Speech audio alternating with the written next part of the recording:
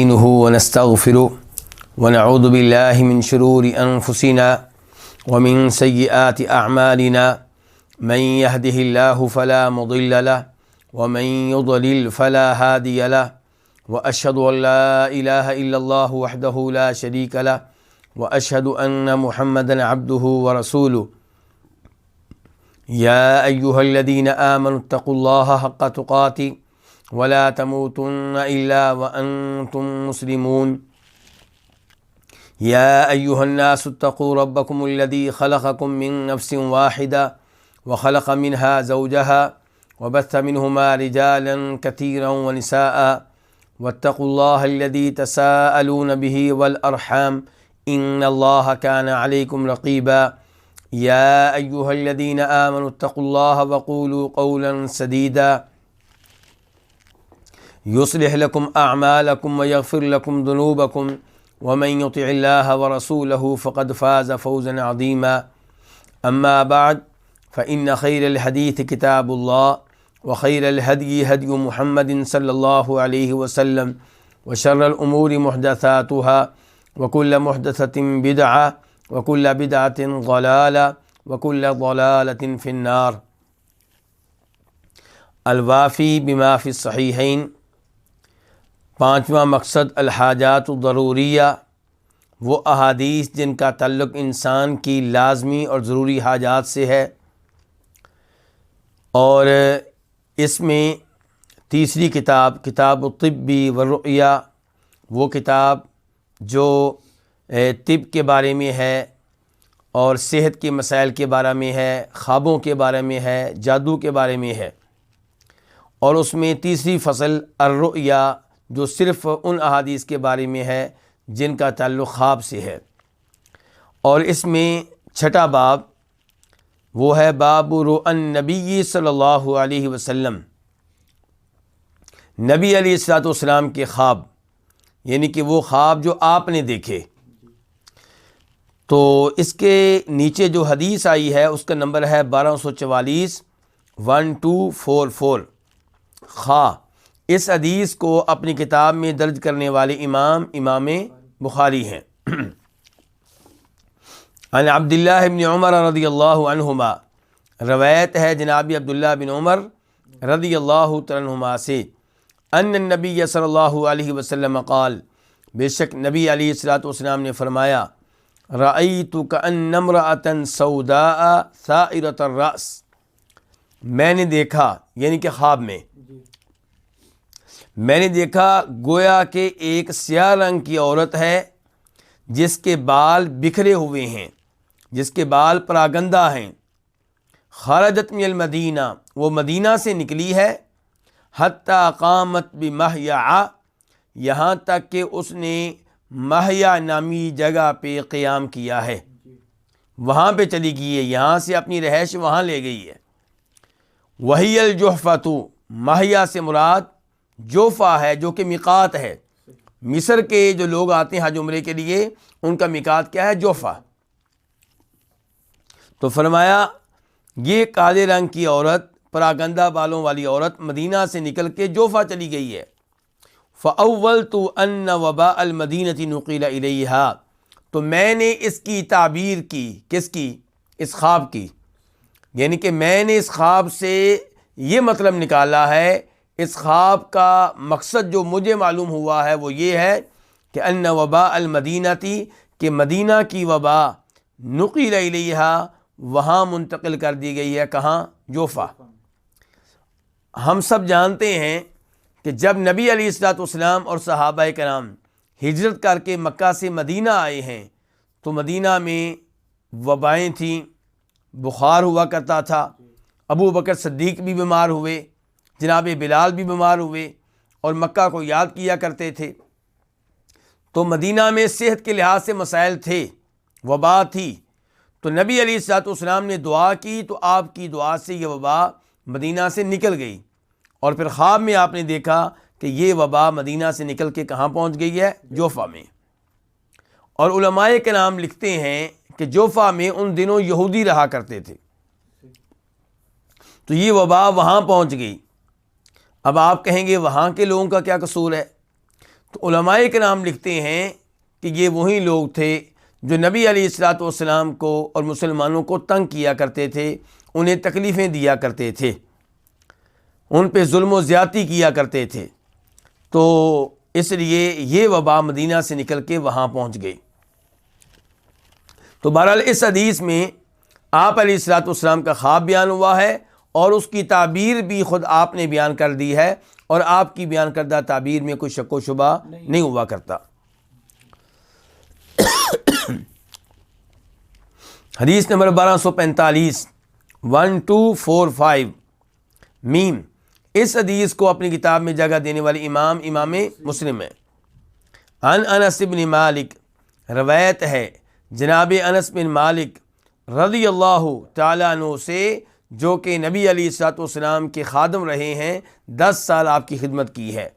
قال، وہ کہتے ہیں قال رسول اللہ صلی اللہ علیہ وسلم، کہ فرمایا رسول اللہ صلی اللہ علیہ وسلم نے،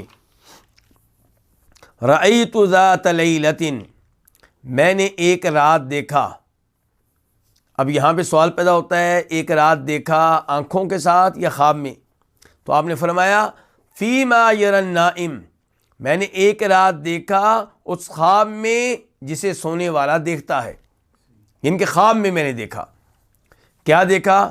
کأنّا فی دار عقبۃ بن رافع، میں نے یہ دیکھا گویا کہ ہم سے مراد کون ہے؟ مسلمان، گویا کہ ہم مسلمان عقبہ بن رافع کے گھر میں ہیں۔ فأتینا برطب من رطب ابن طاب، تو ہمارے پاس ابن طاب کی رطب میں سے کچھ رطب لائی گئیں۔ رطب سے مراد کیا ہے؟ تازہ کھجوریں۔ رطب کسے کہتے ہیں؟ تازہ کھجوریں۔ جن لوگوں نے عمرہ وغیرہ کیا ہے، انہوں نے مدینہ منورہ مسجد نبوی میں افطاری کے ٹائم تازہ کھجوریں کھائی ہوں گی، وہ بہت مزیدار ہوتی ہیں، تازہ کھجوریں ہوتی ہیں۔ اور ہمارے ملکوں میں جو عام طور پہ وہاں سے کھجوریں پہنچتی ہیں وہ خشک ہوتی ہیں، تو تازہ کا اپنا ہی لطف ہے۔ تو آپ فرما رہے ہیں کہ ہمارے پاس لائی گئیں تازہ کھجوریں۔ تازہ کھجوریں کون سی؟ تازہ کھجوریں کئی طرح کی ہوتی ہیں۔ فرمایا رطب ابن طاب، وہ تازہ کھجوریں جنہیں ابن طاب تازہ کھجوریں کہتے ہیں۔ تو ابن طاب ایک آدمی ہے جو مدینہ میں رہا کرتا تھا، یہ کھجوریں اس کی طرف منسوب ہیں، ان کے ابن طاب نامی رطب کھجوریں، ابن طاب نامی تازہ کھجوریں ہمارے پاس لائی گئیں۔ اب یہ خواب ہے جو آپ نے دیکھا ہے، اب آپ اس کی تعبیر بیان کر رہے ہیں، اس کا مطلب کیا آپ نے نکالا ہے وہ آپ وضاحت کر رہے ہیں۔ آپ کہتے ہیں فَأَوَّلْتُ الرِّفْعَةَ لَنَا فِي الدُّنْيَا، میں نے اس خواب کی تعبیر یہ نکالی ہے کہ ہمیں رفعت ملے گی، بلندی ملے گی، کہاں؟ دنیا میں۔ اچھا، علماء کرام نے وضاحت کی ہے کہ یہ بلندی آپ نے کہاں سے نکال لی اس خواب میں سے، کیونکہ آپ کہتے ہیں کہ ہم نے خواب میں دیکھا کہ ہم کس کے گھر میں ہیں؟ عقبہ بن رافع۔ تو رافع جو ہے اگرچہ ایک آدمی کا نام ہے، لیکن خواب میں یہ آدمی، اس آدمی کے گھر میں آپ تھے، عقبہ بن رافع کے گھر میں ہیں، تو رافع کس کو کہتے ہیں؟ بلندی والے کو۔ تو وہاں سے آپ نے یہ مطلب نکالا ہے کہ ہمیں دنیا میں رفعت ملے گی، بلندی ملے گی، عروج ملے گا۔ کن کو؟ مسلمانوں کو۔ تو میں نے اس خواب کی تعبیر کیا نکالی ہے کہ ہمیں دنیا میں رفعت ملے گی، عروج ملے گا۔ والعاقبۃ فی الآخرہ، اور آخرت میں اچھا انجام ہوگا۔ میں نے تعبیر دنیا کے لحاظ سے کیا نکالی ہے؟ بلندی، رفعت، عروج، اور آخرت کے لحاظ سے اچھا انجام۔ اچھا، یہ اچھا انجام آپ نے کہاں سے نکال لیا؟ کیونکہ وہ آدمی جس کے گھر میں آپ نے خواب میں دیکھا کہ ہم مسلمان موجود ہیں، تو وہ اس کا نام کیا تھا؟ عقبہ بن رافع۔ رافع بلندی والا، یہاں سے آپ نے دنیاوی بلندی مراد لی، اور عقبہ عاقبت اسی سے ملتا جلتا لفظ ہے، تو عاقبت کہتے ہیں اچھے انجام کو، تو عقبہ سے عاقبت آپ نے مراد لی۔ وَأَنَّ دِينَنَا قَدْ طَابَ، اور بے شک ہمارا دین بہت عمدہ ہے، ہمارا دین بہت شاندار ہے، یعنی کہ ہمارا دین مکمل ہو چکا، اس کے قواعد اصول و ضوابط بیان ہو چکے، اور ایسا دین کوئی نہیں ہے۔ اچھا، یہ مطلب کہاں سے نکالا آپ نے؟ تابہ، تابہ کا معنی کیا؟ عمدہ۔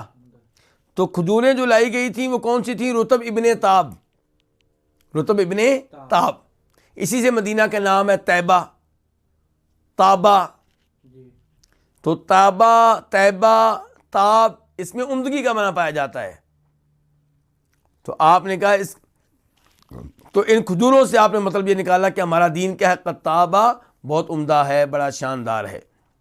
تو یہ ہیں نبی علیہ الصلوۃ والسلام کے خواب۔ آپ نے کئی خواب دیکھے ہیں، ان میں سے 2 خواب جو ہیں وہ یہاں ذکر کیے گئے ہیں۔ اب ہم بڑھتے ہیں چوتھی کتاب کی طرف، الکتاب الرابع، چوتھی کتاب، اور مقصد 5واں ہی ہے۔ وہ کیا ہے مقصد؟ الحاجات الضروریہ، انسان کی لازمی حاجتیں۔ اب چوتھی کتاب میں کئی فصلیں ہیں۔ تو پہلی الفصل الاول، پہلی فصل کیا ہے؟ پہلے تو چوتھی کتاب کا نام کیا ہے؟ الکتاب الرابع ما جاء فی البیوت۔ چوتھی کتاب ان احادیث کے بارے میں ہے جو گھروں سے تعلق رکھتی ہیں، جن کا تعلق کس سے ہے؟ گھروں سے۔ تو اس میں پہلی فصل، الفصل الاول، الاستئذان، اجازت مانگنا، اجازت لینا۔ اور اس پہلی فصل میں پہلا باب، الاستئذان من اجل البصر، یہ کیا باب ہے کہ اجازت لینا کیوں ہوتا ہے؟ نگاہ کی وجہ سے۔ شریعت نے یہ ادب سکھایا ہے کہ کسی گھر میں جائیں تو داخل ہونے سے پہلے اجازت لیں۔ کیوں؟ تاکہ گھر والوں پہ آپ کی نگاہ نہ پڑے۔ گھر والے نہیں چاہتے کہ آپ انہیں کسی خاص حالت میں دیکھیں، ان کے گھر کی کوئی چیز دیکھیں، ان کے گھر کی کسی لڑکی پہ آپ کی نگاہ پڑے، ان کے گھر کے کسی اور ایسے معاملے پہ آپ کی توجہ جائے جس کے اوپر وہ نہیں چاہتے کہ آپ کی جائے۔ تو اجازت کا سسٹم اسلام نے اسی لیے قائم کیا اجازت لینے کا، تاکہ گھر والوں پہ آپ لوگوں کی نگاہ نہ پڑے۔ حدیث نمبر 1246، 1246 قاف۔ اس حدیث کے بیان کرنے پہ اتفاق ہے کس کا؟ امام بخاری کا اور امام مسلم کا۔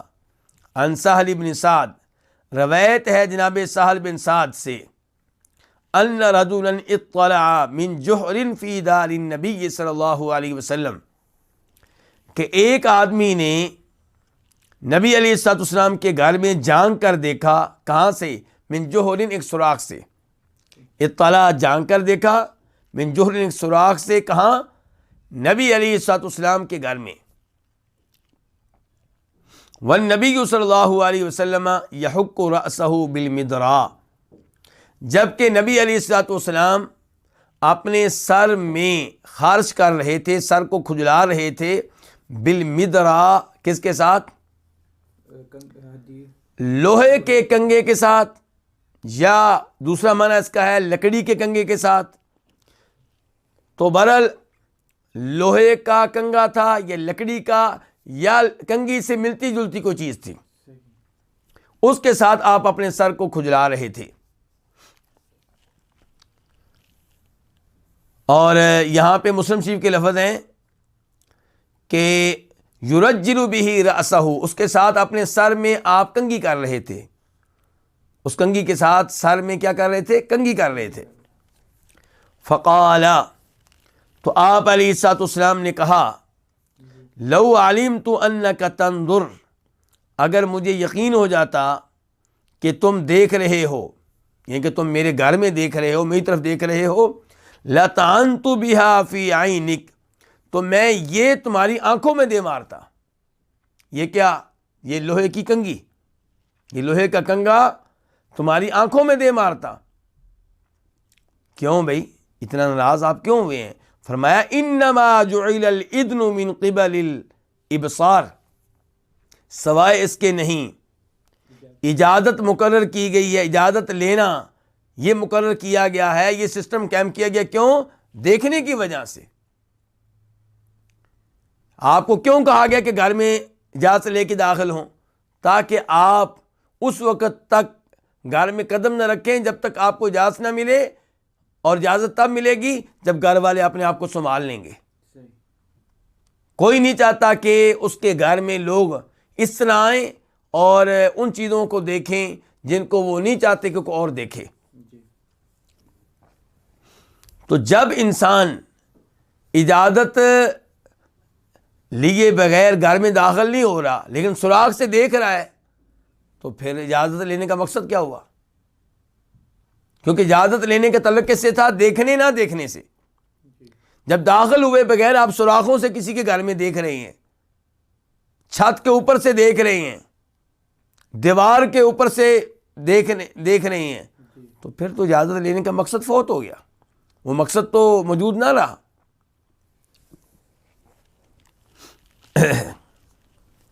یہاں پہ ایک تو مسئلہ یہ ہے کہ نبی علیہ الصلوۃ والسلام اپنے سر میں کنگھی کر رہے تھے۔ تو کنگھی کرنا کیسا ہے شریعت میں؟ اس بارے میں دو حدیثیں آپ کے سامنے رکھوں گا۔ ایک ابو داؤد شریف کی حدیث نمبر ہے 4163 4163، اور اسے شیخ البانی رحمہ اللہ نے صحیح قرار دیا ہے کہ من کان لہ شعر فلیکرمہ، جس کے بال ہوں اپنے بالوں کی کیا کرے؟ تکریم کرے، ان کا خیال رکھے، انہیں سنوار کر رکھے، ان کا اہتمام کرے۔ شیخ البانی نے اس کو صحیح قرار دیا ہے۔ دوسرے نمبر پہ حدیث ہے جسے عبداللہ بن مغفر روایت کرتے ہیں کہ رسول اللہ صلی اللہ علیہ وسلم نے کنگھی کرنے سے منع کیا ہے، الا غبا، مگر یہ کہ آپ کبھی کبھی کریں، ایک دن چھوڑ کے ایک دن کریں۔ یہ حدیث بھی ابو داؤد شریف کی ہے 4159 4159، اور اسے بھی شیخ البانی رحمہ اللہ نے صحیح قرار دیا ہے۔ اب دو حدیثیں ہیں، ایک حدیث ہے کہ بالوں کی کیا کریں؟ بالوں کا اکرام کریں، ان کا اہتمام کریں، ان کا خیال رکھیں، اور دوسرا یہ ہے کہ کنگھی کریں کبھی کبھی، ایک دن چھوڑ کے ایک دن کریں۔ تو ان دونوں میں تطبیق کیسے ہوگی؟ ان دونوں پہ ایک ساتھ عمل کیسے ہوگا؟ اور کیا یہ ایک دوسرے سے متضاد ہیں؟ کیا ہم کہیں گے کہ اسلام میں ٹکراؤ ہے؟ ایسی تعلیمات ہیں جن میں ٹکراؤ پایا جاتا ہے؟ نہیں۔ امام ابن القیم رحمہ اللہ فرماتے ہیں والصواب انہ لا تعارض بینہما، درست بات یہ ہے کہ ان دونوں حدیثوں میں کوئی ٹکراؤ نہیں ہے، کوئی تضاد نہیں ہے۔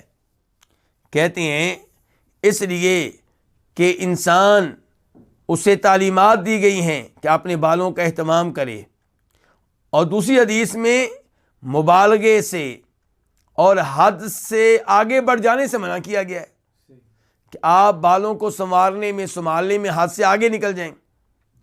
تو اس لیے انسان بالوں کا خیال رکھے۔ دوسری جانب ایسا نہیں ہونا چاہیے کہ اس کا اوڑھنا بچھونا صبح و شام ہم اور غم کیا ہو، بالوں کے پیچھے لگا ہوا ہے، بلکہ ایک دن چھوڑ کے ایک دن کنگھی کر لیا کرے۔ تو دونوں حدیثوں کے اوپر عمل کیا جائے گا۔ تو بہرحال اس حدیث سے پتہ چلا کہ کنگھی وغیرہ کر سکتے ہیں۔ اس کے بعد نبی علیہ الصلوۃ والسلام عظیم اخلاق کے مالک تھے، لیکن یہاں پہ آپ ناراض ہوئے ہیں، اور یہ وہ ناراضگی ہے جو بنتی ہے۔ میں یا آپ کوئی بھی نہیں چاہے گا کہ مجھے ایسی حالت میں دیکھا جائے جو غیر مناسب ہے، اور جب انسان اپنے گھر میں ہوتا ہے تو انسان سمجھتا ہے کہ اب میں سیو ہوں، اب مجھے کوئی ایسا آدمی دیکھنے والا نہیں ہے جس کا دیکھنا مجھے پسند نہ ہو، میں ہوں یا میری وائف ہے۔ تو انسان کی 100 حالتیں ہوتی ہیں۔ ہو سکتا ہے آپ نے قمیض اتاری ہوئی ہو سکتا ہے آپ کی داڑھی پہ مہندی لگائی جا رہی ہو سکتا ہے کہ آپ اس وقت ایسی حالت میں سوئے ہوئے ہوں کہ آپ نہیں چاہتے کوئی آپ کو دیکھے۔ اور ہو سکتا ہے انسان اگر شادی شدہ ہے تو اپنی وائف کے ساتھ لیٹا ہوا ہو.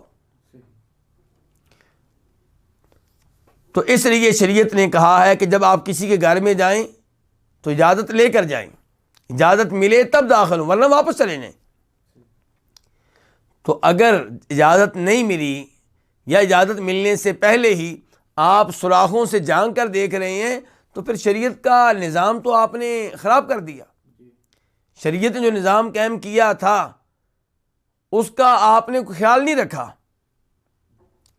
تو اس لیے آپ ناراض ہوئے ہیں.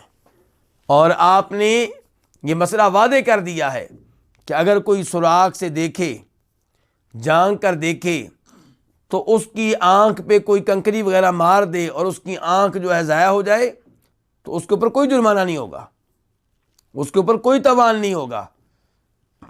بلکہ اس بارے میں ایک دو حدیثیں ہیں وہ میں آپ کے سامنے رکھتا ہوں.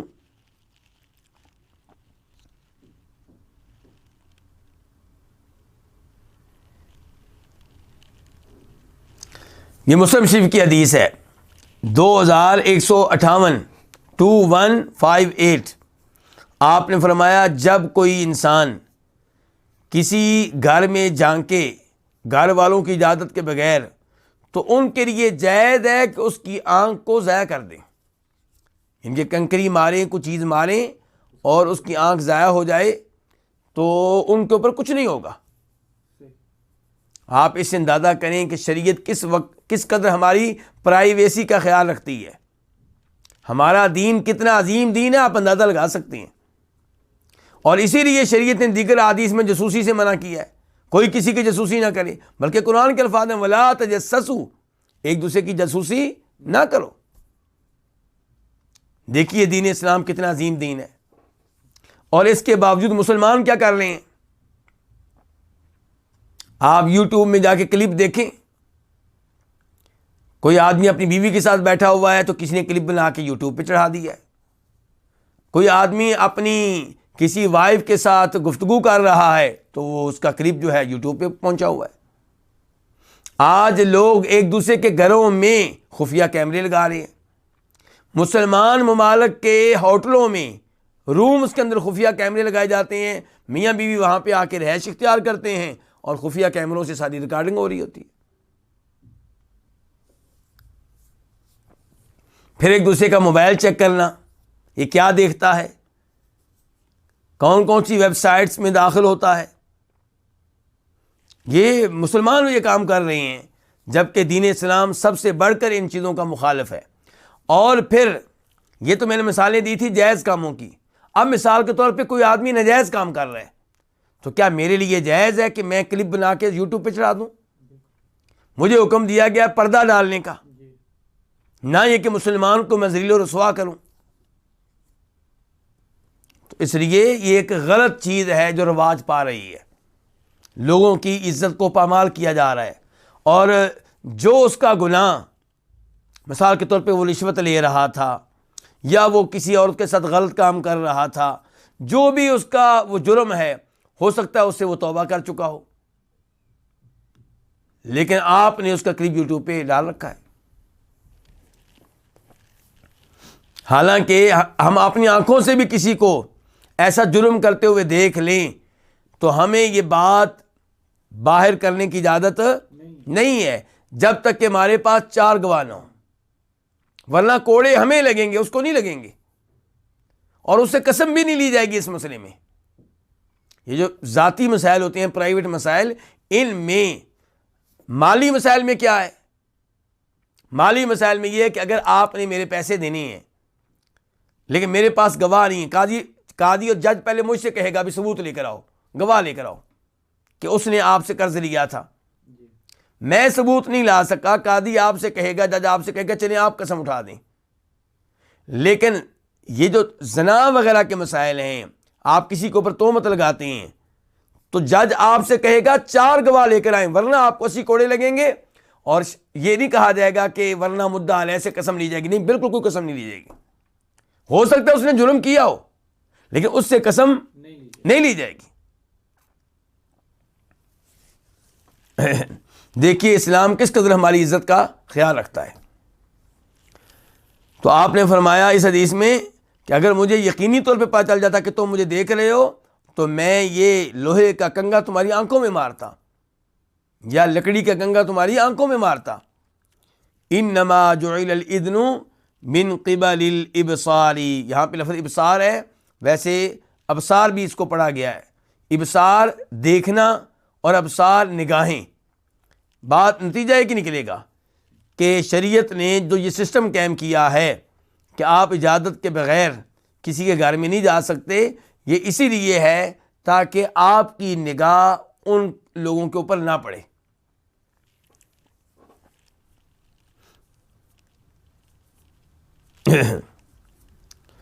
اس کے بعد حدیث نمبر باب نمبر 2، باب الاستئذان ثلاثا، اجازت 3 بار لی جائے گی۔ پہلی بار اجازت مانگیں، اجازت نہیں ملی، تھوڑی دیر کے بعد دوبارہ آپ اجازت مانگ سکتے ہیں، پھر نہیں ملی، پھر آپ تیسری بار مانگ سکتے ہیں، پھر کوئی آواز نہیں آئی، کوئی بولنے والا نہیں اندر سے، کوئی آپ کو اجازت دینے والا نہیں ہے۔ 3 بار آپ نے اجازت مانگی، اندر سے کوئی آواز نہیں آ رہی، آپ کو اجازت نہیں دی جا رہی، تو آپ واپس چلے جائیں۔ یہ نہیں کہ آپ کہیں میں نے 3 دفعہ اجازت مانگی ہے پھر میں داخل ہو گیا، نہیں، 3 دفعہ اجازت مانگی نہیں ملی، اب آپ واپس چلے جائیں۔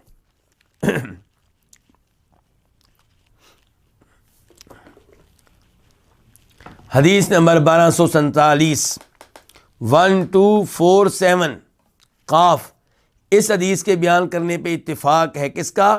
امام بخاری کا اور امام مسلم کا۔ عن ابی سعید الخدری قال، روایت ہے جناب ابو سعید خدری رضی اللہ تعالیٰ عنہ سے، قال، وہ کہتے ہیں، کنت فی مجلس من مجالس الانصار، میں انصاریوں کی مجالس میں سے کسی مجلس میں تھا۔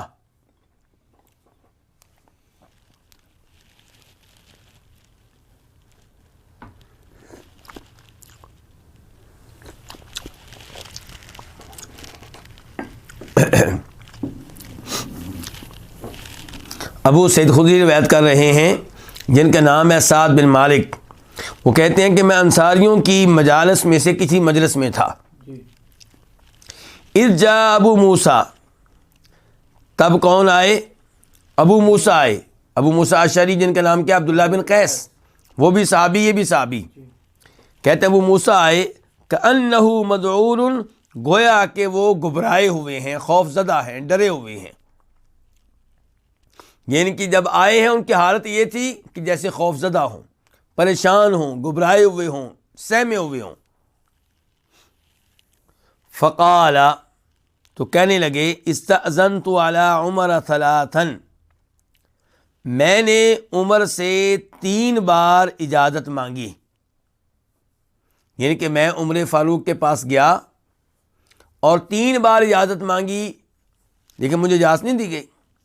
میں نے 3 بار عمر سے، یعنی کہ عمر بن خطاب ہمارے دوسرے خلیفہ، ان سے اجازت چاہی، اجازت مانگی، فلم یؤذن لی، تو مجھے اجازت نہیں دی گئی، فرجعت، تو میں واپس چلا گیا۔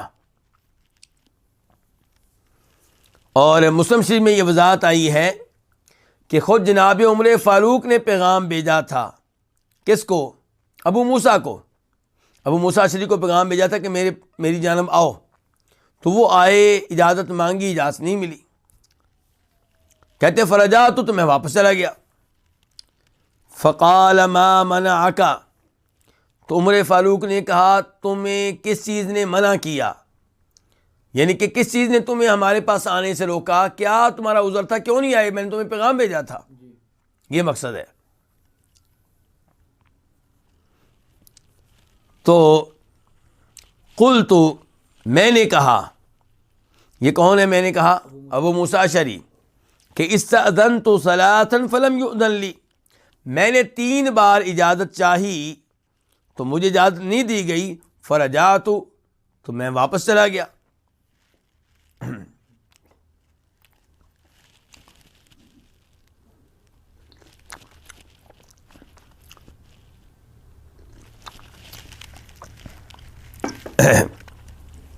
وقال رسول اللہ صلی اللہ علیہ وسلم، اور فرمایا ہے نبی علیہ الصلوۃ والسلام نے، یہ کون کہہ رہے ہیں؟ ابو موسیٰ اشعری. کس سے؟ جناب عمر سے. جناب عمر کو جواب دے رہے ہیں، جواب جاری ہے. جن کے بتایا کہ میں نے 3 بار اجازت مانگی، مجھے اجازت نہیں دی گئی، میں واپس چلا گیا، اور پھر حدیث کا حوالہ دیا. کہنے لگے کہ فرمایا رسول اللہ صلی اللہ علیہ وسلم نے اذا استأذن احدکم ثلاثا، جب تم میں سے کوئی اجازت مانگے 3 بار، فلم یؤذن لہ، تو اسے اجازت نہ دی جائے، فلیرجع، پس چاہیے کہ واپس چلا جائے. اچھا ہمارا اصول کیا ہے؟ ہمارا اصول یہ ہے کہ یہ 3 دفعہ اجازت مانگی، نہیں ملی، میں اس لیے اندر آ گیا. شریعت کیا کہتی ہے؟ 3 بار اجازت مانگے، نہ ملے تو کیا کریں؟ اور اس کا دوسرا مطلب کیا کہ ناراض بھی نہ ہوں. چاہے گھر والے آپ کی آواز سن رہے ہوں لیکن آپ کو جواب نہیں دے رہے، اس کا مطلب یہ ہے کہ وہ نہیں چاہتے کہ اس وقت آپ ان کے پاس آئیں.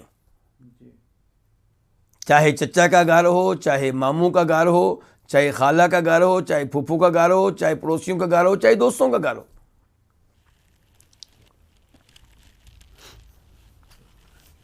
فقال، تو کہنے لگے کون؟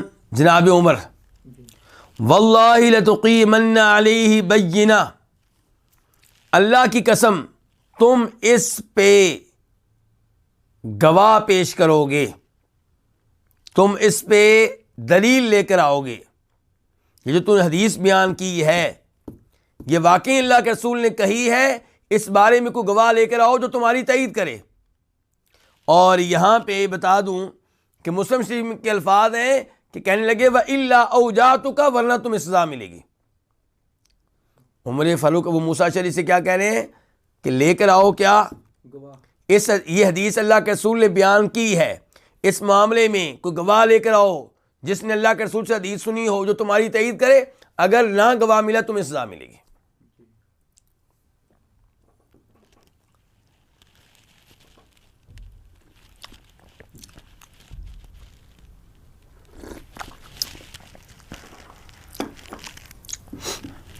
اس سے کیا پتہ چلا کہ اگر کوئی نبی علیہ الصلوۃ والسلام کی طرف ایسی بات منسوب کرے جو ثابت نہ ہو سکے تو اس کو سزا دینی چاہیے نہیں دینی چاہیے؟ دینی چاہیے. لیکن کون دے گا؟ میں اور آپ نہیں دے سکتے، حکومت کا کام ہے. لیکن یہ پتہ چل گیا کہ اس کو سزا ملنی چاہیے. تو جو لوگ من گھڑت روایتیں بیان کرتے ہیں اپنے خطبوں میں، اپنی تقریروں میں، اپنے درس میں، اور کہہ رہے ہوتے ہیں کہ اللہ کے رسول نے فرمایا، تو ایسے لوگوں کو سزا دینی چاہیے. لیکن بہرحال یہ کام میں اور آپ تو نہیں کریں گے، کون کرے گی؟ حکومت کا کام ہے. میں کن کا تذکرہ کر رہا ہوں؟ جو من گھڑت روایتیں بیان کرتے ہیں. البتہ جو ضعیف بیان کرتے ہیں ہم ان کے بارے میں یہ نہیں کہتے کہ ان کو سزا ملے، لیکن ان کو بھی وارننگ دینی چاہیے، کیونکہ تم ضعیف روایت بیان کر رہے ہو جس کے بارے میں یقین نہیں ہو سکا کہ اللہ کے رسول نے کہی ہے. نسبت کمزور ہے، ان کے بات منسوب کی گئی اللہ کے رسول کی طرف، لیکن نسبت کیا ہے؟ کمزور ہے. لیکن جو وہ روایتیں بیان کریں جو من گھڑت ہیں اس کے اوپر تو باقاعدہ سزا ملنی چاہیے. مثال کے طور پہ کہ مکہ میں ایک بڑھیا تھی جو نبی علیہ الصلوۃ والسلام کے اوپر کیا پھینکا کرتی تھی؟ کوڑا پھینکا کرتی تھی. مثال کے طور پہ علم حاصل کرو چاہے چین جانا پڑے، چاہے چین جانا پڑے، اللہ کے رسول کے الفاظ نہیں ہیں صلی اللہ علیہ وسلم. اور اس طرح کی کئی ایک من گھڑت روایتیں ہیں.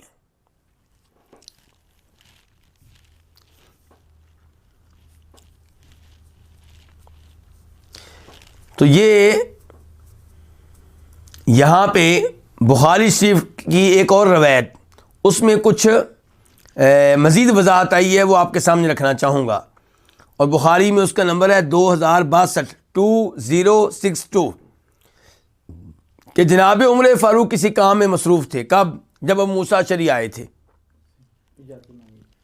اجازت مانگی تھی، اجازت ملی نہیں تھی. تو جب عمر فاروق فارغ ہوئے تو کہنے لگے میں نے عبداللہ بن قیس کی آواز سنی تھی. عبداللہ بن قیس کون؟ ابو موسیٰ اشعری.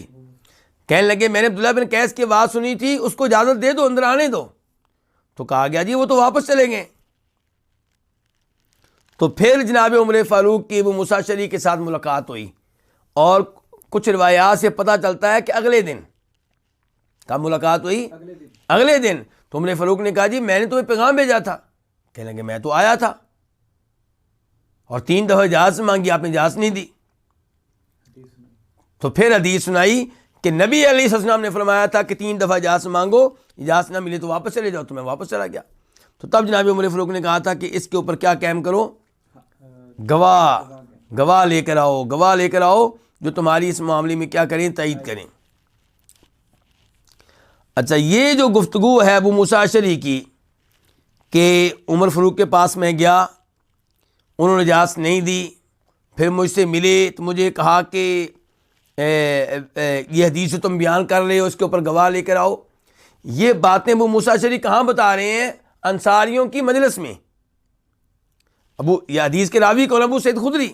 وہ کہہ رہے ہیں نا کہ میں انصاریوں کی ایک مجلس میں بیٹھا ہوا تو ابو موسیٰ اشعری آئے، گھبرائے ہوئے تھے، تو انہوں نے وہاں پہ آ کے یہ کہا تھا۔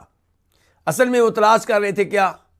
کوئی ایسا آدمی جس نے یہ حدیث اللہ کے رسول سے سنی ہو اور وہ ابو موسیٰ اشعری کی تائید کرے عمر فاروق کے پاس جا کے، تاکہ ابو موسیٰ اشعری سزا سے بچ جائیں۔ یہ مقصد ہے، انصاریوں کی مجلس میں اس لیے آئے ہیں۔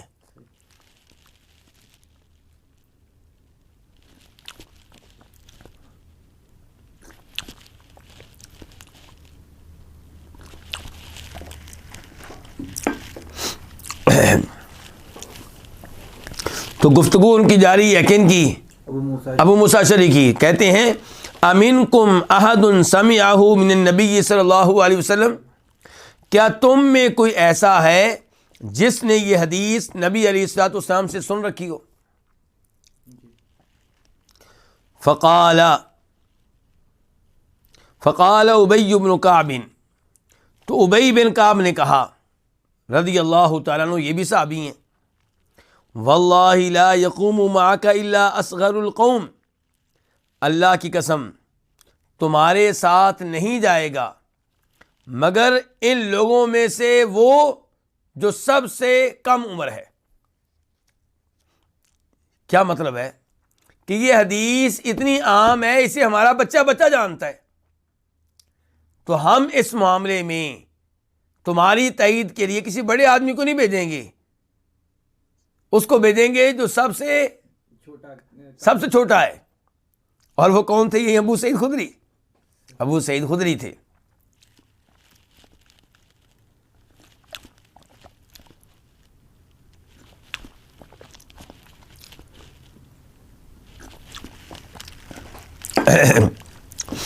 کہتے ہیں واللہ، اللہ کی قسم، کون کہہ رہے ہیں؟ ابی بن کعب، اللہ کی قسم، لا یقوم معک، تمہارے ساتھ نہیں اٹھے گا، تمہارے ساتھ نہیں جائے گا، الا اصغر القومی، مگر جو ان لوگوں میں سے سب سے چھوٹا ہے۔ فکنت اصغر القومی، ابو سعید خدری کہتے ہیں تو میں ان لوگوں میں سے سب سے چھوٹا تھا۔ فقمت معہ، تو میں ان کے ساتھ گیا، ان کے ساتھ اٹھا۔ کن کے ساتھ گیا؟ ابو موسیٰ اشعری کے ساتھ۔ فاخبرت عمر، تو میں نے عمر فاروق کو بتایا، ان النبی صلی اللہ علیہ وسلم قال ذلک، کہ نبی علیہ الصلوۃ والسلام نے یہ الفاظ کہے ہیں، یہ حدیث بیان کی ہے۔ یہ حدیث بڑی عظیم حدیث ہے، بلکہ اس کا کچھ اور حصہ ہے، وہ بھی میں پڑھ لوں، اس کے بعد میں آپ کے ساتھ وہ مسائل شیئر کروں گا جو ہمیں اس حدیث سے معلوم ہو رہے ہیں۔ وفی روایت لہما، اور ان دونوں کی ایک روایت میں ہے، کن دونوں کی ایک روایت میں ہے؟ بخاری مسلم کی، کہ فقال عمر، تو جناب عمر فاروق کہنے لگے، اخفی ھذا علی من امر رسول اللہ صلی اللہ علیہ وسلم، کیا نبی علیہ الصلوۃ والسلام کے امور میں سے یہ امر مجھ سے مخفی رہ گیا ہے؟ نبی علیہ السلام کے امور میں سے یہ امر مجھ سے مخفی رہ گیا، پوشیدہ رہ گیا؟ سوالی انداز میں کہہ رہے ہیں، پھر جواب دیتے ہیں خود ہی، الہان الصفق بالاسواق، بازاروں میں سودوں نے، بازار کے معاہدوں نے، بازار کے کاروبار نے مجھے مشغول کر دیا، یعنی مراد دے رہے تھے الخروج الی التجارہ، تجارت کے لیے نکل جانے نے، یہ کہ چونکہ کاروبار کے لیے میں نکلتا رہا ہوں، مارکیٹ میں جاتا رہا ہوں، تو شاید اس لیے یہ حدیث مجھ سے رہ گئی ہے، میرے علم میں شاید یہ حدیث اس لیے نہیں تھی۔ وجہ بتا رہے ہیں کہ یہ حدیث میرے پاس کیوں نہیں تھی۔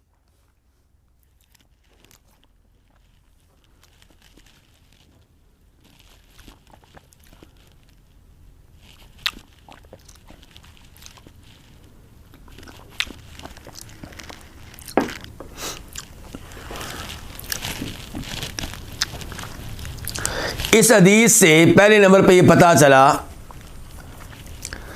کہ یہ ممکن ہے کہ بڑے بڑے علماء کرام کے پاس شریعت کا کوئی ایک مسئلہ موجود نہ ہو، کوئی ایک حدیث ان کے پاس موجود نہ ہو، ان کے بڑا عالم دین، اس کے پاس اکثر حدیث ہیں، ہو سکتا ہے اس کے پاس وہ حدیث نہ ہو جو چھوٹے عالم دین کے پاس موجود ہے۔ چھوٹا عالم دین جو ہوگا مثال کے طور پہ اس کے پاس ٹوٹل حدیثیں 100 ہیں، بڑا عالم دین جو ہے مثال کے طور پہ اس کے پاس ٹوٹل حدیثیں کتنی ہیں؟ مثال کے طور پہ 10,000 ہیں۔ لیکن یہ ممکن ہے کہ یہ 10,000 احادیث رکھنے والا اس کے پاس وہ حدیث نہ ہو جو چھوٹے عالم دین کے پاس موجود ہے۔ جناب عمر فاروق سے بڑا کون ہوگا؟ علم کے پہاڑ ہیں، اور نبی علیہ الصلوۃ والسلام کے پرانے ساتھیوں میں سے ہیں، آپ کی صحبت میں رہے ہیں، آپ کے ساتھ اٹھتے بیٹھتے رہے ہیں، اس کے باوجود دیکھیے وہ حدیث جو مدینہ کے بچے بچے کے پاس تھی جناب عمر فاروق کے پاس نہیں تھی۔ یہاں پہ میں امام ابن دقیق العید کے الفاظ آپ کے سامنے رکھنا چاہوں گا۔ وہ کہتے ہیں کہ یہ حدیث بہت زیادہ اہمیت رکھتی ہے مقلدین کے خلاف، کن کے خلاف؟ تقلید کرنے والوں کے خلاف، کیونکہ تقلید کرنے والے جب ان کو کوئی حدیث پیش کی جائے تو وہ کہتے ہیں اگر یہ حدیث صحیح ہوتی تو ہمارے بزرگ کو، ہمارے امام کو بھی معلوم ہوتی، فلاں عالم دین کو معلوم ہوتی۔ تو امام ابن دقیق العید کہتے ہیں کہ جب یہ حدیث عمر فاروق جیسے بڑے صحابی سے مخفی رہ گئی تو دوسروں سے کئی احادیث مخفی رہ سکتی ہیں من باب اولا۔ تو اس حدیث سے پتہ چلا کہ آپ تقلید نہ کریں۔ تقلید کس کی کریں گے؟ آپ امام ابو حنیفہ رحمہ اللہ کی، کیا ان کے پاس سب حدیث موجود تھیں؟ امام مالک کی کریں گے، کیا ان کے پاس سب حدیث موجود تھیں؟ تو اس لیے آپ پھر کیا کریں؟ اب آپ کہیں گے میں کوئی بڑا عالم دین تو نہیں ہوں، میں کیا کروں پھر؟ بھئی آپ جب کوئی ایسا عالم دین دیکھیں جس کے بارے میں آپ کو لگ رہا ہو کہ یہ قرآن کی پیروی کرتا ہے، حدیث کی پیروی کرتا ہے، قرآن و حدیث کے مطابق فتویٰ دیتا ہے، آپ اس سے جڑ جائیں اور اس سے پوچھا کریں اس مسئلے کے بارے میں قرآن کیا کہتا ہے، حدیث کیا کہتی ہے، جو وہ جواب دے اس پہ عمل کر لیں۔ اگر کبھی آپ مطمئن نہیں ہیں، ایک اور عالم دین سے رابطہ رکھیں، ان سے بھی مسئلہ پوچھ لیا، ان سے بھی پوچھ لیا، پھر جس کے اوپر آپ کا دل مطمئن ہے اس پہ عمل کر لیا۔ لیکن عالم دین وہ پکڑیں جس کے بارے میں آپ کا حسن ظن کیا ہے کہ یہ قرآن و حدیث کے مطابق فتویٰ دیتا ہے، یہ کسی مسلک کا پابند نہیں ہے۔ اور پھر اگر وہ آپ کو غلط فتویٰ دیتا ہے تو انشاءاللہ آپ اللہ رب العزت کے ہاں ذمہ دار نہیں ہوں گے، کیونکہ آپ نے محنت کی، مسئلہ پوچھا، لیکن اس کے ساتھ ساتھ آپ پڑھے لکھے ہیں، قرآن کا ترجمہ ہو چکا ہے، تفسیر ہو چکی ہے، تفسیر احسن البیان سعودی عرب سے چھپی ہے، مسجد نبوی میں پڑھی ہوتی ہے، اس کا مطالعہ کریں۔ بخاری مسلم کی احادیث صحیح ہیں، ان کا مطالعہ کریں، اردو میں بھی ترجمہ موجود ہے، انگلش میں بھی موجود ہے، تو کافی حد تک آپ مسائل خود ہی جان لیں گے۔ اور دیگر مسائل آپ اس عالم دین سے پوچھیں جس کے بارے میں آپ کو لگ رہا ہے کہ یہ قرآن و حدیث کے مطابق فتویٰ دیتا ہے اور اس کے ہاں قرآن و حدیث کا مقام بہت زیادہ ہے، یہ اپنے بزرگوں کی وجہ سے یا مسلک کی وجہ سے احادیث کو ترک نہیں کرتا۔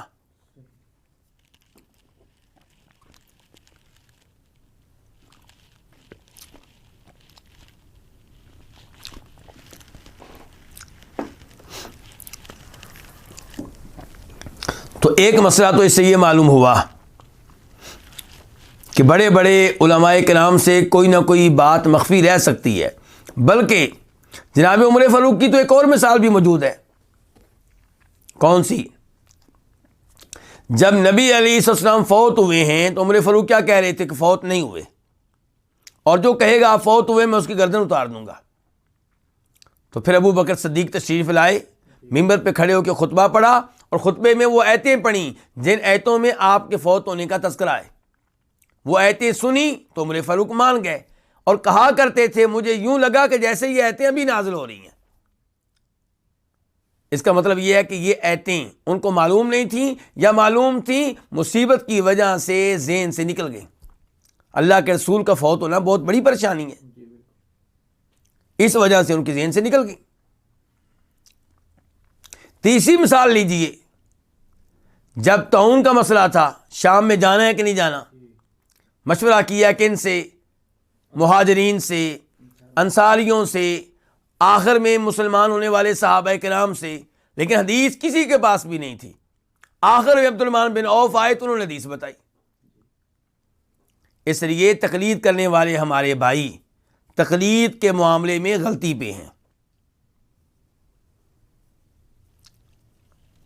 آپ قرآن و حدیث کی پیروی کریں، اور جہاں پہ کوئی مسئلہ قرآن و حدیث سے نہ ملے وہاں پہ آپ کسی عالم دین سے مسئلہ پوچھ لیں۔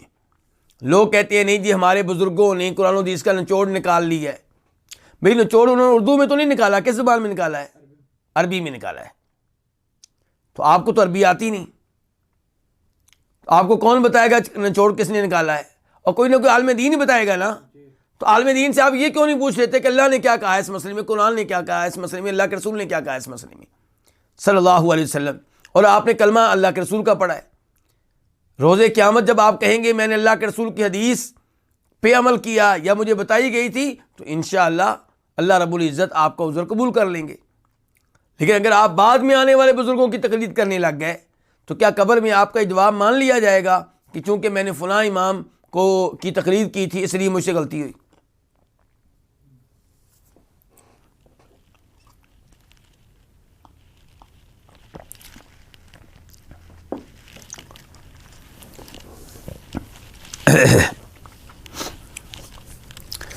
اس کے بعد یہاں پہ ایک مسئلہ یہ ہے کہ جناب عمر فاروق نے ابو موسیٰ اشعری کی روایت قبول کیوں نہیں کی؟ یہ کیوں کہا کہ ایک آدمی لے کر آؤ جو تمہاری تائید کرے ورنہ تمہیں سزا ملے گی؟ کئی لوگ ایسے ہیں جن کا عقیدہ ہوتا ہے کہ خبر واحد حجت نہیں ہے۔ وہ حدیث جسے روایت کرنے والے راوی ایک ہوں یا دو ہوں یا تین ہوں یا چار ہوں، متواتر نہ ہوں، کہتے ہیں وہ حجت نہیں ہے، اور وہ اس روایت کو بھی اپنی تائید میں پیش کر دیتے ہیں، حالانکہ یہ روایت خبر واحد ہی ہے۔ جب ابو موسیٰ اشعری کی تائید کر دی ابو سعید خدری نے، پھر بھی خبر واحد ہی رہی ہے، کون سی متواتر ہو گئی ہے؟ پھر بھی کیا ہے؟ خبر واحد ہے۔ بلکہ اس سے پتہ چلا کہ خبر واحد حجت ہے۔ جب دو آدمیوں نے بیان کی تو عمر فاروق نے مان لی، اور وہ پھر بھی خبر واحد ہے۔ اور پھر آپ دیکھیں ہمارا دین عام طور پہ ایک آدمی کے خبر دینے پہ یعنی کہ قائم ہے۔ اوپر سے نیچے قرآن لانے والے ایک ہیں جبریل علیہ السلام، اور صحابہ کرام کے سامنے قرآن پیش کرنے والے کون ہیں؟ اکیلے نبی علیہ السلام۔ اور پھر جب آپ لوگوں کو تبلیغ کے لیے بھیجتے تھے، گورنر بنا کر بھیجتے تھے، ایک ہی آدمی جاتا تھا اور تبلیغ کرتا تھا، اور سب لوگ اس کلمہ پڑھتے، اس کی باتیں مانتے، عقیدہ سیکھتے۔ تو اگر ایک آدمی قابل اعتماد ہو، قابل اعتبار ہو، ضعیف نہ ہو، مشکوک نہ ہو، تو اس کی بیان کردہ حدیث کیا ہے؟ قابل قبول ہے۔ سوال پیدا ہوگا کہ جناب عمر فاروق نے اس صحابی پہ اعتماد کیوں نہیں کیا؟ کیا اکیلا صحابی قابل اعتماد نہیں ہے؟ بالکل ہے۔ جناب عمر فاروق نے ایسا کیوں کیا؟ وہ خود اس کی وضاحت پیش کرتے ہیں۔ یہ دیکھیے ابو داؤد شریف کی روایت نمبر 5184 5184، ابو موسیٰ اشعری سے کہہ رہے ہیں کون؟ عمر فاروق، گواہی مل جانے کے بعد، اما انی لم اتہمک، کہ ابو موسیٰ دھیان سے سن لو، تم میرے نزدیک مشکوک نہیں ہو، لیکن مجھے ڈر ہے کہ کہیں لوگ اللہ کے رسول پہ، اللہ کے رسول کی طرف ایسے ہی احادیث منسوب نہ کر دیں. یعنی کہ انہوں نے یہ کام کیا لوگوں کو سبق سکھانے کے لیے، نہ یہ کہ ابو موسیٰ پہ اعتماد نہیں ہے. اعتماد ہے لیکن لوگوں کو سبق سکھا رہے ہیں کہ حدیث کو ذرا دھیان سے لیا کرو، کیونکہ عمر فاروق کے زمانے میں صرف صحابہ کرام نہیں، تابعین بھی تو پیدا ہو چکے ہیں.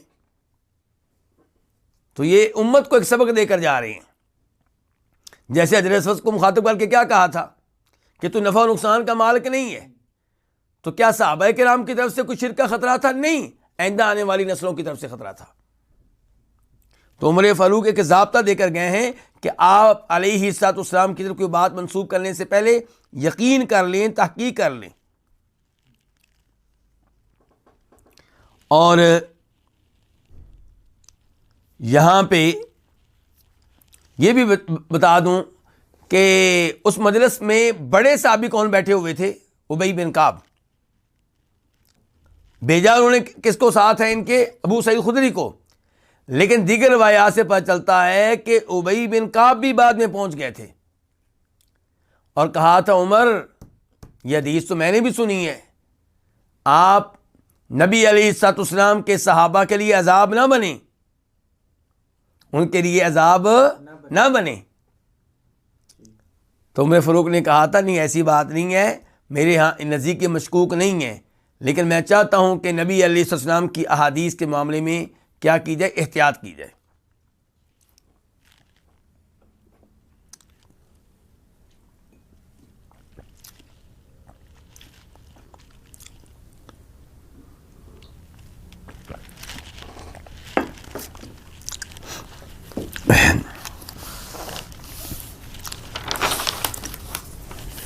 اچھا، اب آخری مسئلہ اس حدیث کے تعلق سے کہ عمر فاروق سے یہ حدیث کیوں رہ گئی؟ کاروبار کی وجہ سے. کس کی وجہ سے؟ ایک تو پتہ چلا کہ کاروبار کرنا جائز ہے، صحابہ کرام آپ علیہ السلام کے زمانے میں کاروبار کرتے رہے، عمر فاروق کرتے رہے، اسی لیے تو حدیث رہ گئی تھی. دوسرا یہ پتہ چلا کہ علم کو جتنا زیادہ وقت دیں گے اسی قدر علم آپ کے پاس ہوگا، اور جتنا کم ٹائم دیں گے اسی قدر کم علم آپ کے پاس ہوگا. جناب ابو ہریرہ کہا کرتے تھے نا کہ آج لوگ کہتے ہیں کہ ابو ہریرہ بڑی حدیثیں بیان کرتا ہے، یعنی کہ اتنی حدیثیں کیوں بیان کرتا ہے؟ جی تو بعد میں مسلمان ہوا ہے، صرف 3 سال یا اس سے بھی کم اللہ کے رسول کے ساتھ رہا ہے، کتنی حدیثیں کیسے بیان کر لیتا ہے؟ عمر فاروق سے بھی زیادہ، عثمان سے بھی زیادہ، علی سے بھی زیادہ رضی اللہ تعالیٰ عنہم جمیعا. تو ابو ہریرہ نے تب کہا تھا کہ سن لو مجھ سے کیا سبب ہے.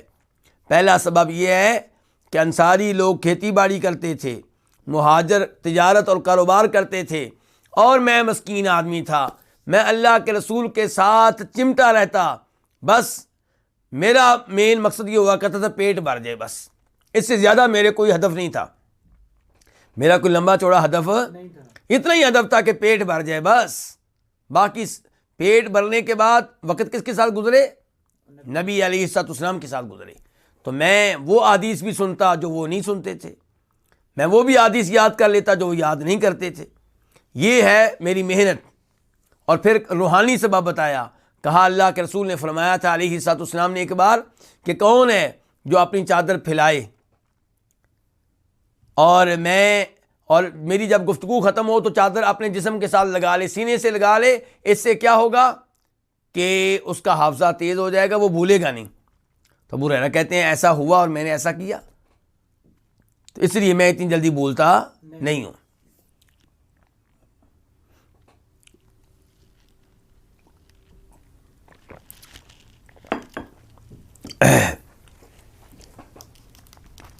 اس کے بعد باب نمبر 3، باب کراہت قول المستأذن انا، اجازت لینے والے کا یہ کہنا کہ میں یہ ناپسندیدہ ہے. یعنی کہ آپ نے دروازہ کھٹکھٹایا اندر سے پوچھا گیا کون؟ آپ کیا کہتے ہیں؟ میں ہوں۔ یہ بھی میں کون، میں بتائیں کون، اپنا نام لیں، یہ مطلب ہے۔ تو باب کیا ہے؟ اجازت لینے والے کا یہ کہنا کہ میں، یہ کیا ہے؟ یہ مکروہ ہے۔ حدیث نمبر 1248 1248 قاف، اس حدیث کے بیان کرنے پہ اتفاق ہے کس کا؟ امام بخاری کا اور امام مسلم کا۔ عن جابر رضی اللہ عنہ، روایت ہے کس سے؟ جابر بن عبداللہ رضی اللہ عنہما سے۔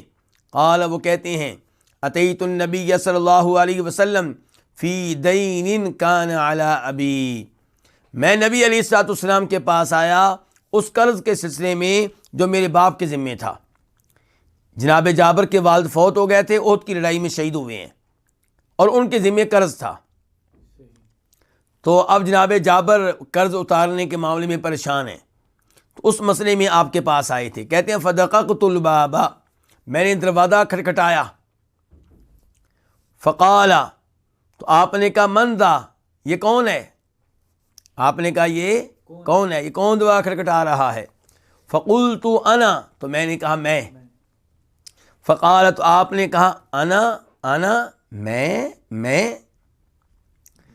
کأنہ کریہا، جناب جابر کہتے ہیں آپ گویا کہ میرے اس جواب کو ناپسند فرما رہے تھے کہ یہ کیا جواب ہوا کہ میں یعنی کہ کیا کہنا چاہیے کہ میں جابر ہوں۔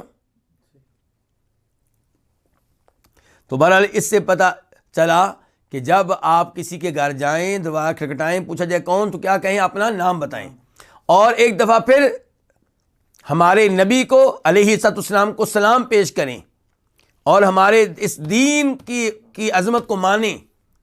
کتنی معمولی باتیں بھی سکھائی گئی ہیں۔ کتنی بار اجازت لینی ہے، اور اجازت لینے کا مقصد کیوں ہے؟ تاکہ آپ کی نگاہ نہ پڑے، جاسوسی سے روکنا، پرائیویسی کا خیال رکھنا، اور بتانا کہ جواب آپ نے کیسے دینا ہے۔ جب پوچھا جائے کون، تو نام لیں، یہ نہ کہیں کہ میں۔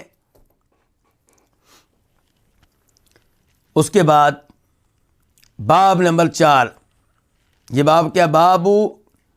باب نظر الفجاء، اچانک نگاہ پڑ جانے کے بارے میں یہ باب ہے کہ آپ کی اچانک نگاہ پڑ جاتی ہے کسی عورت پہ، غیر عورت پہ، تو کیا اس پہ مواخذہ ہوگا، بات پرس ہوگی، یا یہ معاف ہے؟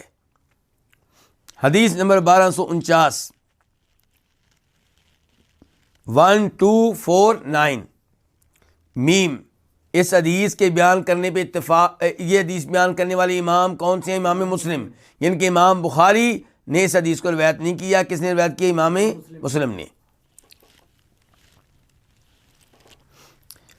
عن جریر بن عبداللہ، روایت ہے جناب جریر بن عبداللہ الانصاری رضی اللہ تعالیٰ عنہما سے۔ قال، وہ کہتے ہیں سألت رسول اللہ صلی اللہ علیہ وسلم عن نظر الفجاء، میں نے نبی علیہ الصلوۃ والسلام سے سوال کیا اچانک نگاہ پڑ جانے کے بارے میں۔ فأمرنی ان اصرف بصری، تو آپ نے مجھے حکم دیا کہ میں اپنی نگاہ ہٹا لوں، اپنی نگاہ پھیر لوں۔ اس سے ایک تو یہ پتہ چلا کہ مردوں کے لیے جائز نہیں ہے کہ غیر عورتوں کو دیکھیں، اور قرآن حکیم میں بھی اللہ تعالیٰ فرماتے ہیں قل للمؤمنین یغضوا من ابصارہم، مومن مردوں سے چاہیے کہ اپنی نگاہیں جھکا کر رکھیں، خصوصاً وہاں جہاں آپ کو پتہ ہے کہ عورتیں بھی ہیں، غیر عورتیں ہیں، تو وہاں آپ کی نگاہ جھکی ہونی چاہیے تاکہ اچانک بھی آپ کی نگاہ کسی عورت پہ نہ پڑے۔ لیکن اگر کبھی کسی موقع پہ آپ کی نگاہ کسی عورت پہ اچانک پڑ گئی، آپ کو پتہ نہیں تھا کہ اس کا چہرہ ننگا ہے، یا آپ کو پتہ نہیں تھا کہ ادھر عورت ہے، آپ کی نگاہ پڑ گئی، تو فوراً اپنی نگاہ ہٹائیں، فوراً اپنی نگاہ ہٹائیں۔ اس سے پتہ چلا کہ غیر عورتوں کو دیکھنے کی اجازت نہیں ہے۔ خالہ کی بیٹی، پھپھو کی بیٹی، ماموں کی بیٹی، چچا کی بیٹی، پڑوسیوں کی لڑکی، سالی، اس قسم کی جو لڑکیاں ہیں جن سے آپ کا کبھی بھی نکاح ہو سکتا ہے، شریعت کے لحاظ سے ہو سکتا ہے، چاہے امکان ہو نہ ہو، اس کو دیکھنے کی اجازت نہیں ہے۔ البتہ وہ عورتیں آپ دیکھ سکتے ہیں جن کے آپ محرم ہیں، آپ کی سگی بہن، سگی بھتیجی، سگی بانجی، اور آپ کی سگی پھوپھو، آپ کی سگی خالہ، آپ کی سگی والدہ، تو یہ اور اس قسم کی عورتیں جو ہیں ان کو آپ دیکھ سکتے ہیں۔ ماموں کی بیوی کو دیکھ سکتے ہیں؟ نہیں دیکھ سکتے۔ ماموں کی بیوی جو ہے اس کے آپ محرم نہیں ہیں۔ چچا کی بیوی، اسے بھی آپ نہیں دیکھ سکتے۔ چچا کی بیوی جو ہے اس کے آپ محرم نہیں ہیں۔ جی ہاں۔ تو اب ہم بڑھتے ہیں فصل ثانی کی طرف۔ الفصل الثانی بناء البیوت، یہ کس بارے میں ہے؟ گھر بنانے کے بارے میں، اور یہ ہے گھروں میں جو بستر ہیں یا بچھونے ہیں، جو چیزیں بچھانی ہیں ان کے بارے میں، اور یہ فصل ہے گھر میں سلامتی کے بارے میں، یعنی کہ گھر میں آپ ایسے وسائل اختیار کریں کہ گھر سلامت رہے، وہاں پہ کوئی مسئلہ نہ بنے، کوئی آگ نہ لگے، کوئی اس قسم کی پریشانی نہ ہو۔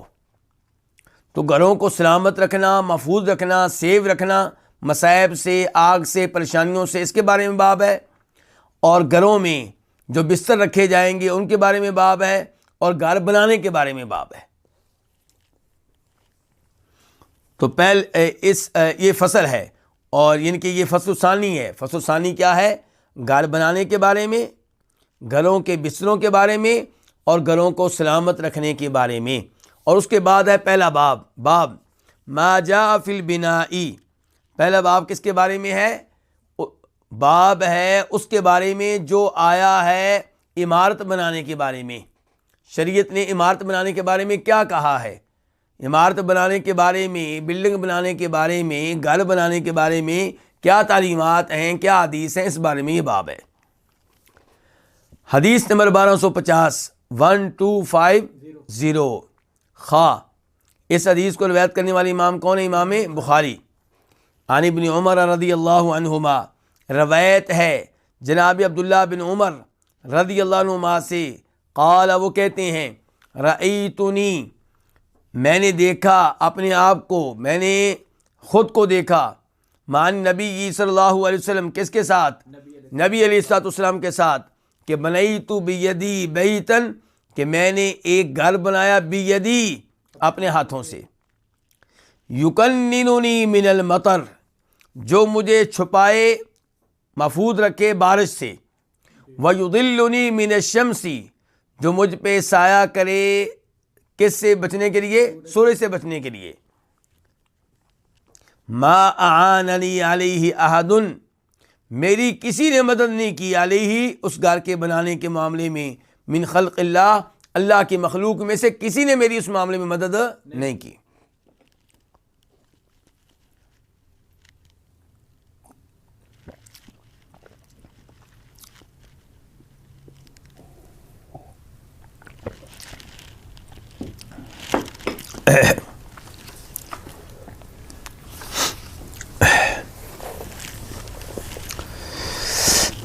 تو اس حدیث سے کیا پتہ چلا، جو عبداللہ بن عمر روایت کر رہے ہیں، اس سے پتہ چلا کہ گھر بنانا بالکل ٹھیک ہے، گھر بنانا ناجائز نہیں ہے، غلط نہیں ہے، اگرچہ دنیا عارضی ہے، اگرچہ ہم یہاں پہ مسافر ہیں، اگرچہ ہمارا آخری ٹھکانہ جو ہے وہ قبر ہے، اس سب کے باوجود گھر بنانے کی بہرحال اجازت ہے، گھر بنا سکتے ہیں، اس میں کوئی مسئلہ نہیں ہے۔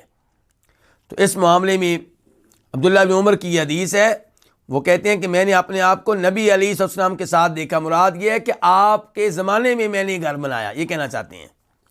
میں اپنے آپ کو دیکھ رہا ہوں، میرے ذہن میں وہ منظر ہے، میں نے اپنے آپ کو دیکھا نبی علیہ السلام کے ساتھ، کہ بنیت بیدی بیتن، میں نے اپنے ہاتھوں سے گھر بنایا۔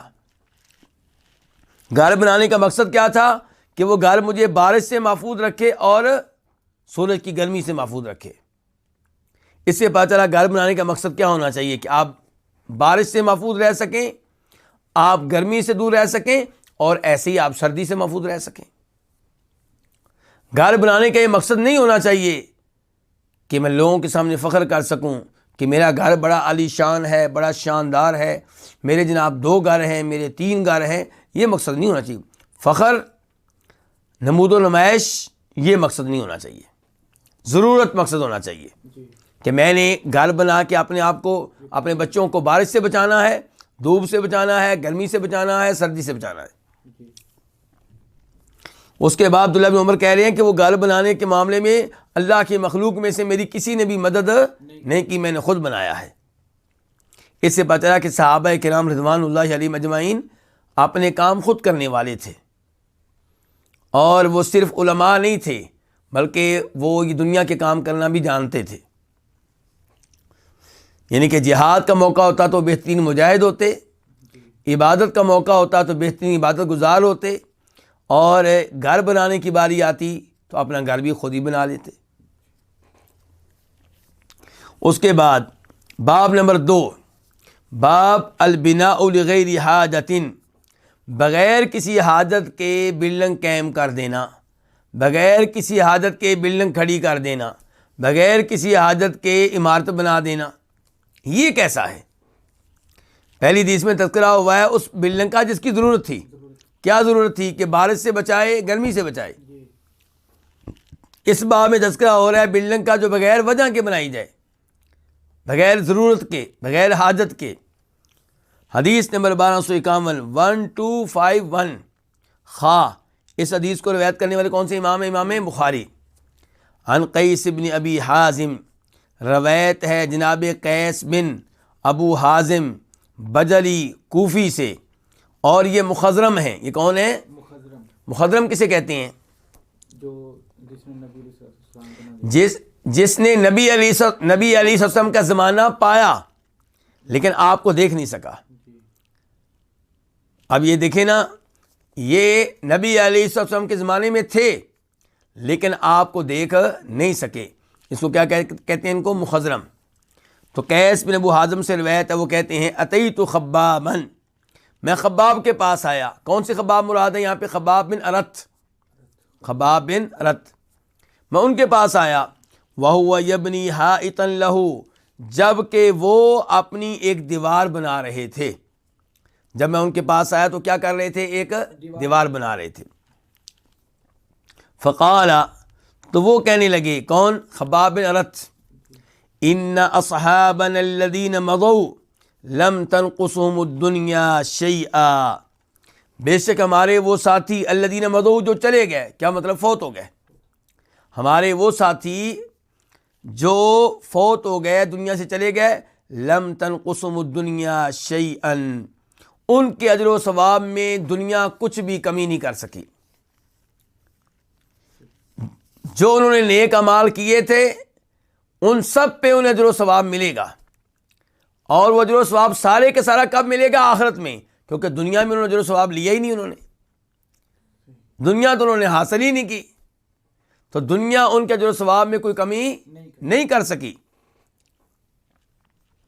وَإِنَّا أَصَبْنَا مِن بَعْدِهِمْ شَيْئًا، اور بے شک ہم نے ان کے بعد کچھ حاصل کیا ہے۔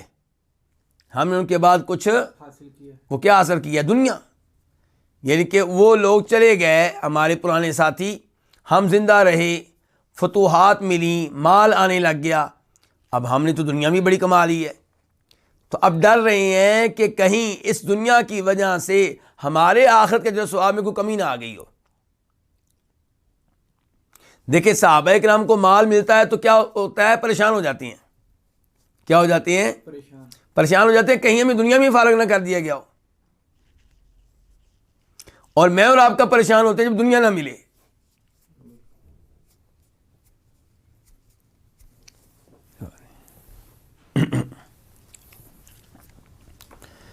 تو کہتے ہیں وَإِنَّا أَصَبْنَا مِن بَعْدِهِمْ شَيْئًا، اور بے شک ہم نے ان کے بعد ایسی چیز حاصل کی ہے، مراد ہے مال، ہم نے ان کے بعد ایسی چیز حاصل کی ہے کہ لا نجد له موضعا الا التراب، جس کے لیے ہمیں کوئی جگہ نہیں ملتی الا التراب، سوائے مٹی کے۔ ہم نے ان کے بعد ایسا مال حاصل کیا ہے جو لگانے کے لیے کوئی جگہ نہیں ہے، ہم مٹی پہ لگاتے جا رہے ہیں، مکان بناتے جا رہے ہیں، بلڈنگیں بنا رہے ہیں بس. تو کیا اس سے کیا پتہ چلا کہ بغیر ضرورت کے بلڈنگ بنانا کوئی اچھی بات نہیں ہے. ایک ہے وہ بلڈنگ جو آپ نے بنائی ہے اپنے لیے، اپنے بچوں کے لیے، ایک بلڈنگ آپ نے بنائی ہے کرائے پہ دینے کے لیے، کوئی بات نہیں. لیکن ایک بلڈنگ آپ نے بنائی ہے کس کے لیے؟ فخر کے لیے، کہ دیکھیں میری کوٹھی کتنی شاندار ہے، دنیا کو پتہ چل جانا چاہیے. دیکھیں میری بلڈنگ کتنے فلور پہ مشتمل ہے، دنیا کو پتہ چل جائے، میرا نام آئے، نیوز پیپر میں، ٹی وی چینلز پہ نام آئے، فلاں آدمی کی بلڈنگ اپنے ملک میں سب سے بڑی ہے، یا پوری دنیا میں سب سے بڑی ہے، یا اپنے شہر میں سب سے بڑی ہے، یا محلے میں سب سے بڑی ہے. یہ مقصد نہیں ہونا چاہیے. اچھا، جب ہم ایسی گفتگو کرتے ہیں تو کئی لوگوں کا دھیان چلا جاتا ہے ان بلڈنگوں کی طرف جو مسجد نبوی کے دائیں بائیں بنی ہیں، اور وہ ان احادیث کو ان بلڈنگوں پہ چشمہ کرنا شروع کر دیتے ہیں. نہیں بھائی، وہ فخر کے لیے نہیں ہیں، وہ ضرورت کے لیے ہیں. آپ دیکھیں مسجد نبوی میں کتنے حاجی آئے ہوتے ہیں، رمضان میں کتنے لوگ آئے ہوتے ہیں. تو کیا ان کے لیے بلند و بالا بلڈنگوں کی ضرورت نہیں ہے تاکہ وہ دور جانے کی بجائے قریب سے ہی مسجد نبوی میں آئیں اور جائیں؟ تو یہ انشاءاللہ فخر کے لیے نہیں ہے، یہ ضرورت کے لیے ہے. تو کہہ رہے ہیں خباب وَإِنَّا أَصَبْنَا مِن بَعْدِهِمْ شَيْئًا، اور یقیناً ہم نے ان کے بعد ایسی چیز حاصل کر لی ہے لا نجد له موضعا، جس کے لیے ہم کوئی جگہ نہیں پاتے، جس کو صرف کرنے کے لیے، استعمال کرنے کے لیے، اس مال کو ہم کوئی جگہ نہیں پاتے الا التراب، سوائے مٹی کے. مٹی سے مراد یہاں پہ سوائے بلڈنگ کے، سوائے بلڈنگ کے، عمارت کے، بس یہاں ہم اسی پہ مال لگا رہے ہیں. اس کے بعد ہے وفی روایت، اور ایک روایت میں ہے ثم اتیناہ مرۃ اخری، پھر ہم ان کے پاس ایک اور بار آئے. یہ کون کہہ رہے ہیں؟ قیس کہہ رہے ہیں. قیس کہہ رہے ہیں کہ پھر ہم خباب بن رت کے پاس ایک دفعہ پھر آئے، دوبارہ آئے ہم. وَهُوَ يَبْنِي حَائِطًا لَهُ، جبکہ وہ اپنی ایک دیوار بنا رہے تھے. فقال، تو کہنے لگے ان المسلم لَيُؤْجَرُ فِي كُلِّ شَيْءٍ يُنْفِقُهُ، یقیناً مسلمان کو اجر دیا جاتا ہے ہر اس چیز پہ جس کو وہ خرچ کرتا ہے. مسلمان کو ہر اس مال پہ اجر و ثواب ملتا ہے جس کو وہ خرچ کرتا ہے، کیونکہ مسلمان کہاں خرچ کرے گا؟ جائز جگہ پہ. بیگم پہ خرچ کرے گا ثواب ملے گا، بچوں پہ خرچ کرے گا ثواب ملے گا، مسجد پہ خرچ کرے گا ثواب ملے گا، اپنے آپ پہ خرچ کرے گا کیونکہ وہ فضول خرچی نہیں کرے گا، جائز جگہ پہ خرچ کرے گا، اس کو ثواب ملے گا. کہتے ہیں الا فی شیء، سوائے اس کے یجعلہ، جس کو وہ خرچ کرتا ہے، جس کو لگاتا ہے، فی ھذا التراب، اس مٹی میں. کہنا چاہتے ہیں کہ اگر آپ بغیر کسی ضرورت کے بلڈنگ بناتے ہیں، مکان بناتے ہیں بغیر ضرورت کے، اس پہ جو پیسہ لگائیں گے اس پہ آپ کو کچھ نہیں ملنا.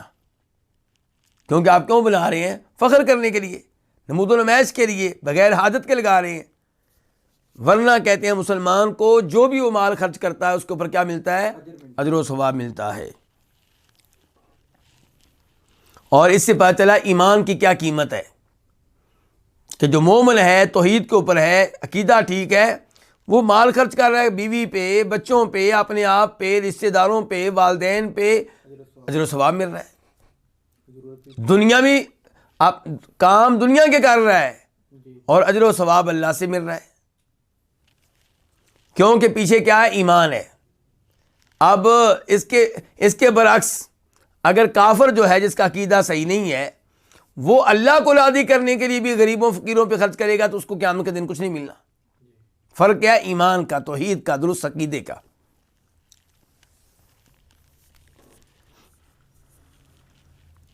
تو یہ ہے خباب بن ارت رضی اللہ تعالی عنہ. اصل میں وہ تذکرہ کر رہے ہیں مصعب بن عمیر کا اور ایسے صحابہ کرام کا جو دنیا حاصل کرنے سے پہلے ہی فوت ہو گئے، تو ان پہ رشک کر رہے ہیں کہ وہ ہیں جو آخرت کمائیں گے. اس کے بعد ہے باب نمبر 3. یہ کیا باب ہے؟ باب النہی عن افتراش الحریر.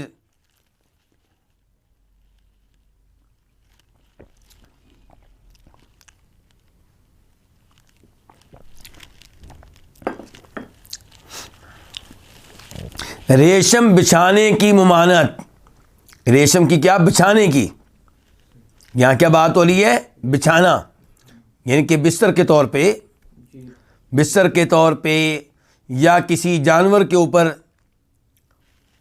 آپ جو رکھتے ہیں، جانور کے اوپر جو آپ بچھونا رکھیں گے، بچھونی رکھیں گے، بچھونا رکھیں گے. جی ہاں، تو یہ ان کے بارے میں. تو باب النہی عن افتراش الحریری، ریشم کو بچھونے کے طور پہ استعمال کرنے کی ممانعت، یعنی کہ ریشم بچھانا اس کی ممانعت ہے. وہ بچھانا چاہے بستر کے طور پہ ہو، چاہے کرسی کے اوپر ہو، چاہے یعنی کہ سواری کے اوپر ہو. مثال کے طور پہ گاڑی کی سیٹیں ہیں، وہاں پہ ریشم استعمال کرتے ہیں، یا آپ گھر میں کرسیوں کے اوپر، صوفے کے اوپر ریشم کا کپڑا استعمال کرتے ہیں، یا بستر کے اوپر. تو یہ سب کی ممانعت ہے ان کے. حدیث نمبر 1252 1252 قاف. اس حدیث کے بیان کرنے پہ اتفاق ہے کس کا؟ امام بخاری کا اور امام مسلم کا. عن البراء ابن عازب، روایت ہے جناب براء بن عازب رضی اللہ تعالیٰ عنہ سے، قال، وہ کہتے ہیں، امرنا رسول اللہ صلی اللہ علیہ وسلم بسبع ونہانا عن سبع، ہمیں حکم دیا نبی علیہ الصلوۃ والسلام نے 7 چیزوں کا، اور ہمیں منع کیا کتنی چیزوں سے؟ 7 چیزوں سے. 7 چیزوں کا حکم دیا، 7 چیزوں سے منع کیا. امرنا بعیادۃ المریض، آپ نے ہمیں حکم دیا مریض کی عیادت کرنے کا. اگر کوئی بیمار ہے تو اس کی عیادت کی جائے، اس کی آپ زیارت کریں، آپ اس کو پوچھنے کے لیے جائیں.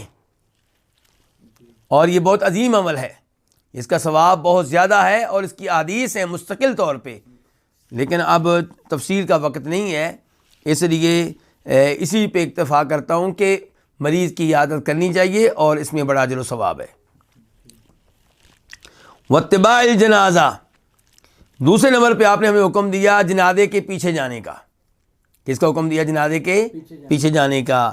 یعنی کہ جنازے کے پیچھے جائیں، نماز جنازہ بھی ادا کریں، اور پھر پیچھے جائیں تدفین میں حصہ لیں. لیکن جیسا کہ آپ جانتے ہیں کہ جنازے میں حصہ لینا فرض عین نہیں ہے، فرض کفایہ ہے. تو بہرحال آپ کے یہ اوامر جو ہیں یہ سارے کے سارے وجوب کے لیے نہیں ہیں. اس کے بعد فرمایا وتشمیت العاطس، آپ نے ہمیں حکم دیا تیسرے نمبر پہ چھینک لینے والے کو جواب دینے کا. آپ نے حکم دیا چھینک لینے والے کو کیا دیا جائے؟ جواب دیا جائے. چھینک لینے والا کیا کہے گا؟ الحمدللہ کہے گا. آپ نے جواب دینا کیا کہنا؟ یرحمک اللہ. تو آپ نے ہمیں حکم دیا چھینک لینے والے کو جواب دینے کا. وإجابت الداعی، اور دعوت دینے والے کی دعوت کو قبول کرنے کا آپ نے ہمیں حکم دیا. جب آپ کو دعوت دے، کوئی مثال کے طور پہ ولیمے کی یا کسی اور مناسبت سے آپ کو دعوت دے کھانا وغیرہ کی، تو آپ اس کی دعوت کیا کریں؟ قبول کریں. وإفشاء السلام، اور آپ نے ہمیں حکم دیا سلام عام کرنے کا، سلام پھیلانے کا. کیا مطلب؟ جدھر جائیں سلام کہیں. آپ ایک کمرے سے دوسرے کمرے میں جاتے ہیں سلام کہیں، اپنے ہی گھر میں جاتے ہیں سلام کہیں، مسجد میں داخل ہوں سلام کہیں، مسجد سے باہر نکلیں لوگ کھڑے ہیں ان کو سلام کہیں. جہاں بھی آپ جائیں مسلمان، جہاں پہ بھی آپ کو نظر آئیں، آپ انہیں کیا کہیں؟ سلام کہیں. وَنَصْرِ الْمَظْلُومِ، اور آپ نے ہمیں حکم دیا مظلوم کی مدد کرنے کا. مظلوم کی کیا کریں؟ مدد کریں، یعنی کہ اس کو ظلم سے بچائیں. وَإِبْرَارِ الْمُقْسِمِ، اور آپ نے ہمیں حکم دیا قسم کھانے والے کی قسم کو پورا کرنے کا. اگر کسی نے قسم اٹھا لی ہے تو ہم اس کی قسم کو کیا کریں؟ پورا کریں. مثال کے طور پہ میں نے آپ کو قسم دے دی کہ آپ یہ کام کریں، تو آپ کی کوشش یہ ہونی چاہیے کہ آپ میری قسم کو پورا کر دیں. آپ کی کوشش یہ نہیں ہونی چاہیے کہ میری قسم ٹوٹ جائے. آپ میری قسم کو پورا کرنے کی کیا کریں؟ کوشش کریں، میری مدد کریں تاکہ میں اپنی قسم کو پورا کر سکوں. جی ہاں.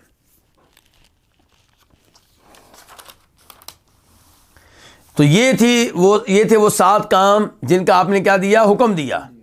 اور اس کے بعد آپ نے روکا تھا کتنے کاموں سے؟ 7 کاموں سے. فرمایا وَنَهَانَا، اور آپ نے ہمیں منع کیا، عن خواتیم الذہب، گولڈ کی انگوٹھیوں سے. ہم سے مراد پھر کون ہوں گے یہاں پہ؟ مرد. آپ نے ہمیں منع کیا سونے کی انگوٹھیوں سے. خواتیم خاتم کی جمع ہے. وعن الشرب فی الفضہ، اور آپ نے دوسرے نمبر پہ ہمیں منع کیا چاندی میں پینے سے. او قالا، یا انہوں نے کہا آنیت الفضہ، کہ آپ نے ہمیں منع کیا چاندی کے برتن میں پینے سے. راوی کو شک ہو گیا یہاں پہ کہ برتن کا لفظ ساتھ ہے کہ نہیں ہے.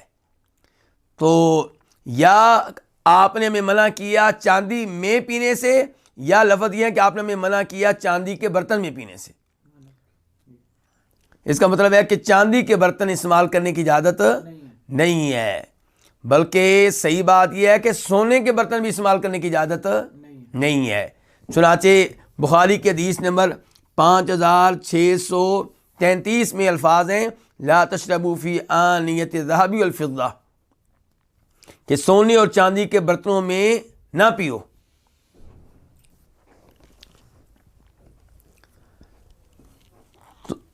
تو ابھی 2 چیزیں ہو چکی ہیں، سونے کی انگوٹھیاں پہننے سے آپ نے منع کیا، اور چاندی کے برتنوں میں کچھ پینے سے آپ نے کیا کیا؟ منع کیا ہے. نمبر 3 وعن المیاثر، اور آپ نے میاثر سے منع کیا. میاثر کیا ہے؟ یہ میثرہ کی جمع ہے، اور یہ ان بچھونوں کو کہتے ہیں جنہیں عورتیں اپنے خامدوں کے لیے تیار کرتی تھیں، تاکہ خامد ان بچھونوں کو کہاں بچھائیں؟ اپنی سواریوں پہ بچھا دیں، کجاوے کے نیچے، یا جب کجاوا استعمال نہیں کرنا تب اوپر بچھونا بچھائیں، اس کے اوپر بیٹھیں. تو یہ جو بچھونا ہے یہ ریشم کے کپڑے کا نہیں ہونا چاہیے. تو وعن المیاثری، تیسرے نمبر پہ آپ نے ہمیں روکا ہے کیسے؟ ریشمی بچھونوں سے، ریشمی گدوں سے. والقصی، اور ایسے آپ نے ہمیں روکا ہے کسی کپڑے سے. کسی کپڑا کیا ہے؟ یہ مصر سے آتا تھا. مصر کا ایک علاقہ ہے اس کو کہتے ہیں قص، وہاں سے کپڑا آتا تھا، اس میں بھی ریشم استعمال ہوتا تھا. آپ دراصل ریشم کی سبھی اقسام بتانا چاہ رہے ہیں کہ کوئی یہ نہ سمجھے کہ نہیں یہ ریشم نہیں تو دوسرا ریشم حلال ہے. نہیں، آپ بتا رہے ہیں کہ ریشمی گدے استعمال کرنے سے بھی اللہ کے رسول نے روکا ہے. والقصی، اور کسی جو ریشم ہے، ریشمی کپڑے ہیں، ان سے بھی آپ نے کیا کیا ہے؟ روکا ہے. وعن لبس الحریری، اور آپ نے ریشم کا لباس پہننے سے روکا ہے. ریشم کا لباس پہننے سے روکا ہے. والدیباج، اور آپ نے کس سے روکا ہے؟ دیباج سے روکا ہے. دیباج بھی کس کو کہتے ہیں؟ ریشم کو کہتے ہیں. والاستبرق، اور استبرق سے روکا ہے. یہ کس کو کہتے ہیں؟ یہ بھی ریشم کو، یہ موٹے ریشم کو کہتے ہیں. کس کو کہتے ہیں؟ ریشم کے موٹے کپڑے کو کہتے ہیں الاستبرق. تو بہرحال آپ نے ہر طرح کا ریشمی کپڑا استعمال کرنے سے منع کیا. کن کو؟ مردوں کو. ریشمی کپڑے عورتیں پہن سکتی ہیں، عورتیں پہن سکتی ہیں، لیکن مرد جو ہیں ان کو ریشمی لباس پہننے کی اجازت نہیں ہے. تو یہ وہ ہے جس سے منع کیا ہے نبی علیہ الصلوۃ والسلام نے، اور شروع میں وہ چیزیں تھیں جن کا آپ نے حکم دیا ہے. اور جن چیزوں کا آپ نے حکم دیا ہے ان میں سے کئی چیزیں وہ ہیں جو واجب ہیں، اور کئی چیزیں وہ ہیں جو واجب نہیں ہیں، مستحب ہیں، لیکن بہتر یہ ہے کہ ان پہ عمل کیا جائے. اور جن سے آپ نے منع کیا ہے، ان سے جو آپ نے منع کیا ہے یہ اس میں کافی سختی ہے. اس میں کیا ہے؟ کافی سختی ہے، اس میں نرمی نہیں ہے. مثال کے طور پہ سونے کو آپ لے لیں. نبی علیہ السلام نے ایک صحابی کی انگلی میں سونے کی انگوٹھی دیکھی تو اتار کے پھینک دی تھی، اور فرمایا تھا کہ کیا تم اپنی انگلیوں میں آگ کے انگارے ڈال لیتے ہو؟ تو اس سے آپ اندازہ لگا سکتے ہیں کہ یہ کتنا خطرناک ہے۔ بس یہ ایک باب اور ایک حدیث ہم پڑھ لیں، کیونکہ اس حدیث کا تعلق پچھلی حدیث سے ہے، اس کے بعد درس کا اختتام کریں گے۔ باب نمبر 4، باب النہی عن آنیۃ الذہب والفضہ، سونے اور چاندی کے برتنوں کی ممانعت۔ حدیث نمبر 1253 1253 قاف۔ اس حدیث کے بیان کرنے پہ اتفاق ہے کس کا؟ امام بخاری کا اور امام مسلم کا۔ عن ام سلمہ زوج النبی صلی اللہ علیہ وسلم، روایت ہے ام سلمہ سے جو وائف ہیں کس کی؟ نبی علیہ الصلوۃ والسلام کی۔ ان رسول اللہ صلی اللہ علیہ وسلم قال، کہ بے شک رسول اللہ صلی اللہ علیہ وسلم نے فرمایا، الذی یشرب فی آنیۃ الفضہ، جو پیتا ہے کس میں؟ چاندی کے برتن میں، انما یجرجر فی بطنہ نار جہنم، سوائے اس کے نہیں وہ اپنے پیٹ میں جہنم کی آگ ڈال رہا ہے۔ تو چاندی کے برتنوں میں پینے والا اپنے پیٹ میں پانی نہیں ڈال رہا، دودھ نہیں ڈال رہا، بلکہ کیا ڈال رہا ہے؟ جہنم کی آگ ڈال رہا ہے۔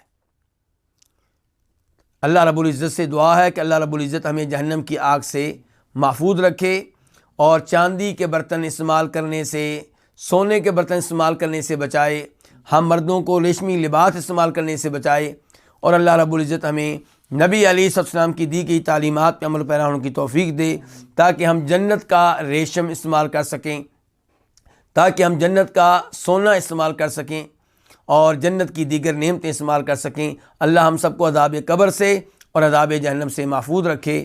یا اللہ جتنے مسلمان مریض ہیں سب کو شفا دے، جو فوت ہو چکے ہیں انہیں جنت میں اعلیٰ مقام عنایت فرما، اور ہم سب کو حدیث رسول علیہ الصلوۃ والسلام کے ساتھ جوڑ دے۔ جو میرے بھائی اس دورے میں اب تک ثابت قدم ہیں، یا اللہ انہیں مزید ثابت قدمی دے، اور جو حدیثیں رہ گئی ہیں وہ ہمیں پیار و محبت کے ساتھ پڑھنے کی توفیق عنایت فرما۔ وصلی اللہ تعالی علی نبی محمد وآلہ وصحبہ اجمعین۔ اس ویڈیو کو اپنے دوستوں کے ساتھ ضرور شیئر کیجیے گا، اور اس ویڈیو میں کمنٹ کر کے ہمیں لازمی طور پر بتائیے گا کہ آنے والے وقت میں آپ کس طرح کی ویڈیوز دیکھنا پسند کرتے ہیں۔ اور اگر آپ نے ابھی تک ہمارا چینل سبسکرائب نہیں کیا تو فوراً سبسکرائب کیجیے، ساتھ ہی بیل آئیکن پر کلک کریں تاکہ مزید آنے والی ویڈیوز جو وقتاً فوقتاً آپ کے لیے اس چینل پر اپلوڈ کرتے ہیں وہ آپ کو وقت پر ملتی رہیں اور آپ ان سے مستفید ہوتے رہیں۔ اگلی ویڈیو تک ہمیں دیجیے اجازت، اپنا خیال رکھیے گا، اللہ حافظ۔